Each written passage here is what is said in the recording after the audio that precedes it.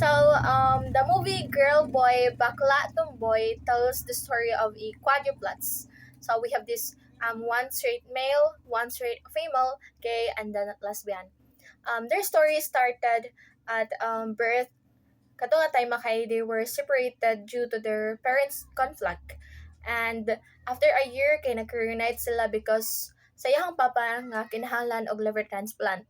And then this movie tells and explore the gender identity, family expectations, family relationships, and acceptance. Okay, so the movie strongly portrays common Filipino gender stereotypes. So it started sa giplay ni Vice Ganda na lesbian and gay. So sa gay, makita dito sa movie na very expressive, very jolly, very mahinhin, and very girly nga act siya, which is masad ang naa sa real life. While on the other hand, ang lesbian kay act as manly, very boyish manamit and all. And like mo act yun sila as a man.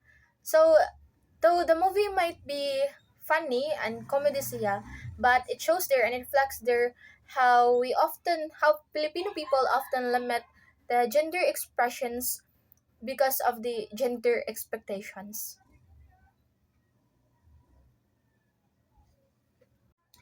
Okay, so sa movie or sa film makita nato ang gender inequality and the power imbalance or the imbalance. So sa movie makita nato how straight, female, male, and the member of LGBTQ plus A community, giunsa sila pagtrato differently. So, sa male and female, katong straight and male and female nga giplay ni Vice Ganda, makita nato nga mas maka-receive pa sila respect, mas maka-gain sila respect, and mas maka mas madawat sila sa society. While on the other hand, ang gay and lesbian mas maka-receive sila bullying, discrimination, and dili sila ma-accept sa society, which reflects the gender inequality jud. Like, the people man gyud, most of the people kay wala pa kayo sila, like, they are not well educated enough to accept nga naa jud, like, naay mga bag-o nga gender identity. So murag they limit themselves na babayi babayi ra jud, lalaki babayi. That's why dali kaayo nila ma-discriminate ang lesbian o gay just because ang kaning lesbian o gay wala sila na fit sa standard of society na dapat laki dapat babayi. So that's why naadjud sa dito ang gender inequality and the power imbalance. The movie actually deserves a credit for including different identities and for showing that love, care, and family are not defined by gender. Na dili lang dapat mo stop ilahang band or ilahang relationship just because of their differences, but rather, mas makakreate og strong na band. But however, ang movie kay dili jud siya naka-focus sa pag-educate sa mga tao about gender identities and sa kanaang broad gani kaayo, like deeply educational dili siya ingon ana. Kay mas naka-focus man siya sa pagiging comedy niya. Kani nga movie kay mura ganig na open ang mga tao about ana nga topic like the gender discrimination or like open na sila mo talk about the LGBTQ plus community. So wala siya naka-help nga mag-educate jud about gender identities, but naka-help siya nga mas ma-open na siya nga topic.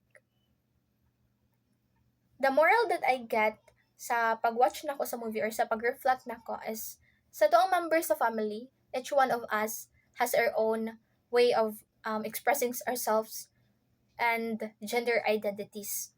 Yeah, gender expressions and gender identities. However, sa kana kay dili lang unta na siya himuong hindrance sa pag-build nato communication sa toong family baron or sa lain tao. It should be one of our way nga mas mudip atong understanding og acceptance.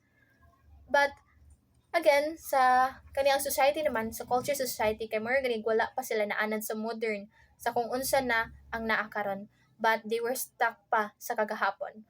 So, yeah, ako ang na-learn na jud is we should not kanang neglect sa mga tao nga lahi-lahi. Like unsaon nila pag-express silang kagalingon o unsaon nila pagtawag silang kagalingon. Rather, magsugod ta sa acceptance and understanding. And my personal reflection when I watched them, Girl Boy Bakla Tomboy, it made me realize how social media or the social media influence as viewers kita nga mga tao on how we see gender.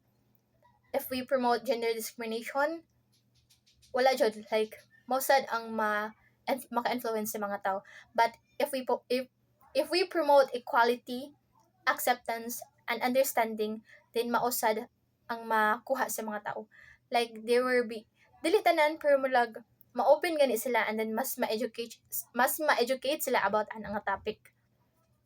And then also out of the topic but out of the discussion but still on the topic nga ako ang ma-share kay sa tagsa sa tua, for example, as nga kanaang not as but the kaning lesbian kay known siya as very isog, very kanaang sani manly kay lagi lesbian but naapo na sila kanang side nila nga very softy.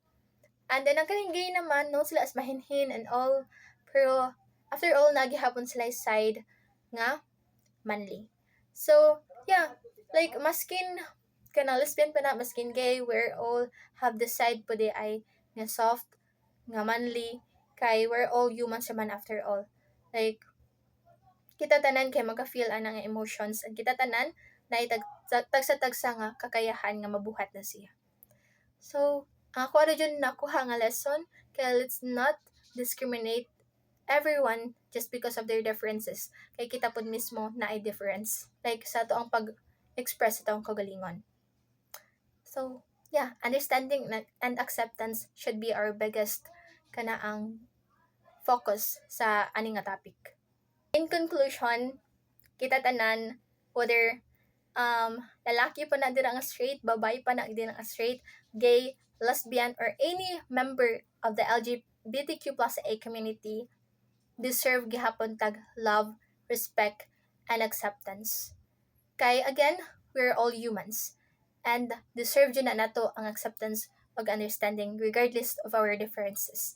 So, dili maglimit ang kanang respect ug acceptance just because of of how the way you express yourself and your gender identity. So, dapat acceptance and understanding.